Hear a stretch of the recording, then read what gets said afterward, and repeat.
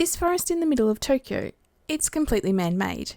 Every single tree, over 100,000 of them, was donated and planted by hand about 100 years ago. And honestly, walking through it, you would never know.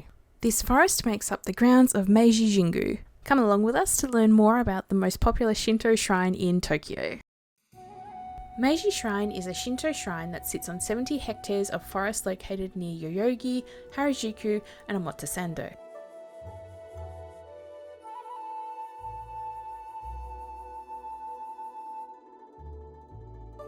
Meiji is an incredibly popular shrine for the new year. In the first days of each new year, more than 3 million visitors attend for first-year prayers. Compared to other shrines in Japan, Meiji Shrine's history is quite short. Established in 1920 to commemorate Emperor Meiji, who brought about the modernization of Japan, and Empress Shōken.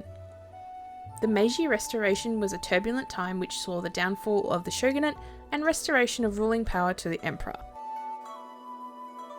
The government was heavily focused on the modernization of Japan, not only to be seen as an equal to the Western powers, but to stave off colonization by the Western powers, which was happening to Japan's neighbours China, Korea, and the Philippines. The shrine complex was destroyed in 1945 during air raids towards the end of World War II, but majority of the forest did survive. Meiji was rebuilt in 1958.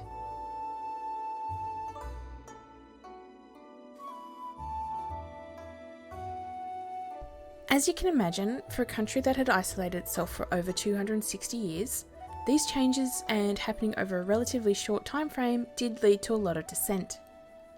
The Meiji period itself is incredibly interesting and incredibly complex. It is actually what sparked my interest in learning more about Japan. So let me know in the comments below if a video covering the Meiji period be something you're interested in watching.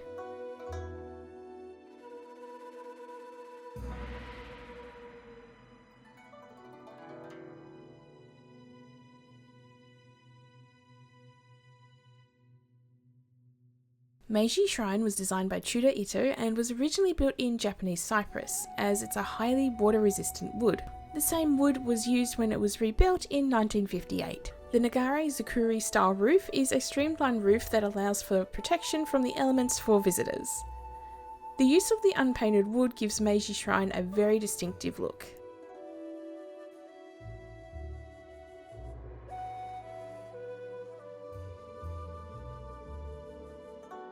Meiji Shrine is open from sunrise to sunset and admission to the shrine is free.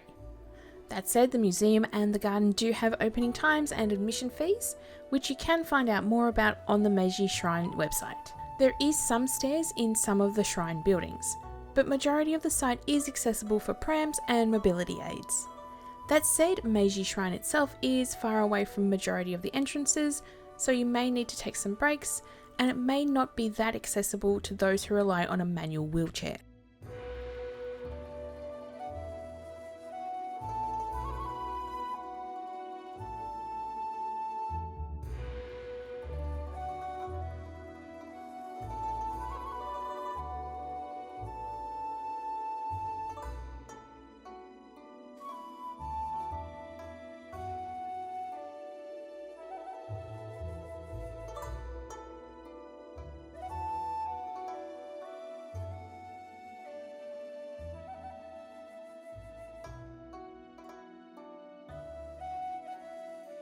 The forest that surrounds Meiji contains approximately 120,000 trees of varying species that were donated from all over Japan. As you're walking through the forest surrounding Meiji, you'll come across the massive displays of sakibara that have been donated to the shrine.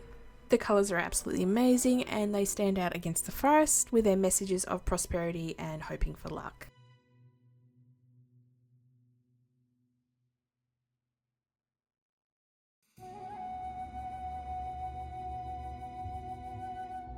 Getting to Meiji Shrine is reasonably easy by train as it's close to Harajuku Station on the JR Yamanote line, and also Meiji Jingu Mai Station on the Chiyoda and Fuku Toshin lines, which are part of the Tokyo Metro.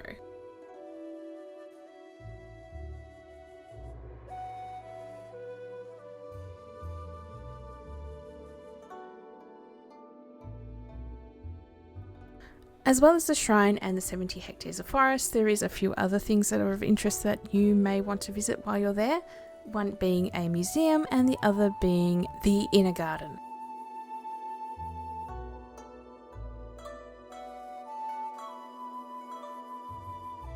The Meiji Shrine Museum opened in 2019 and displays articles used by or associated to the Emperor Meiji and Empress Shōken. Another highlight is the inner garden, which was once imperial property and is well known for its blooms during spring and summer and its autumn foliage.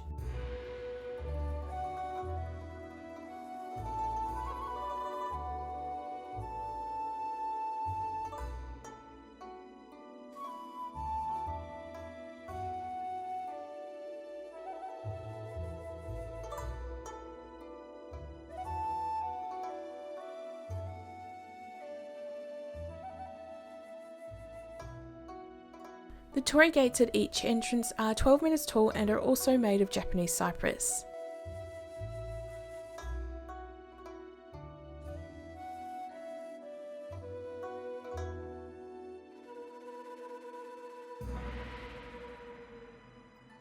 There is several striking things about Meiji Jingu, whether it be the fact that it's surrounded by a forest in one of the world's megacities, the fact that it's a relatively new shrine and is incredibly popular. Even the architecture of the shrine buildings themselves are quite striking.